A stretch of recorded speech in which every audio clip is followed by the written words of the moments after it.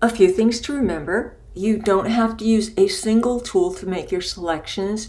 You can select part of your subject, put it on a new layer, then go back and select another part of your subject, put that on another layer, and combine those layers. So use the appropriate selection tool that makes your life easier. Another thing to remember is after you've made your selections, zoom in and check the edges. That's super important to really get precise and beautiful selections. There are certain things you can do after you select.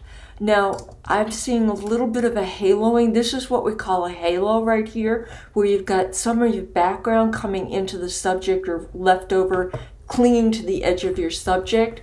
I can make a selection of whatever is on a layer by simply holding down my Command on the Macintosh, Control on the PC. That's going to select whatever's on the layer and give me marching ants around it. So you can see the marching ants around it. Now I can come up to the Select and Modify menu and expand that, I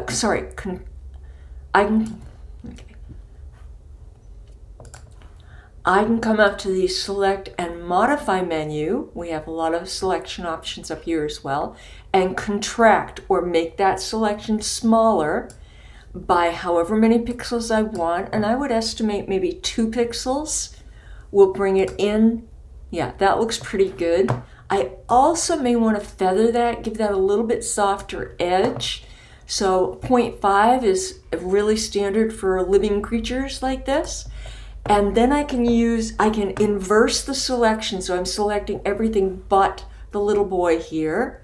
I select and inverse, and then use my eraser tool to come in and get rid of that haloed edge like that. And I'm just erasing it, undo. I'm just erasing it, then I'm going to move over and do the same thing on this side of his outfit and neck. And that will give us much nicer, cleaner edges there.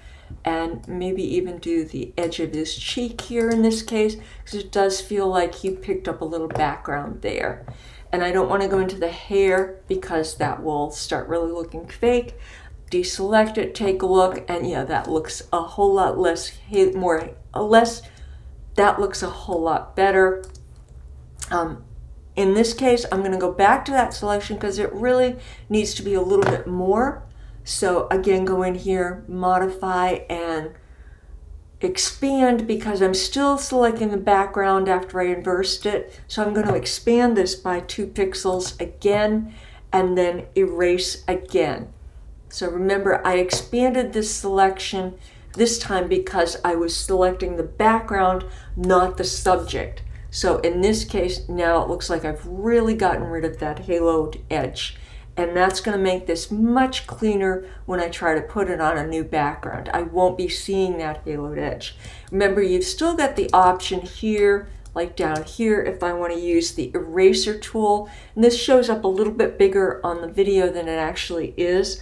I can just use that eraser tool and come down and modify that edge like that, and take off anything that's bumping out that I don't want, or I can smooth that edge out so it's a little smoother. And that is how you make selections. That is how you make selections.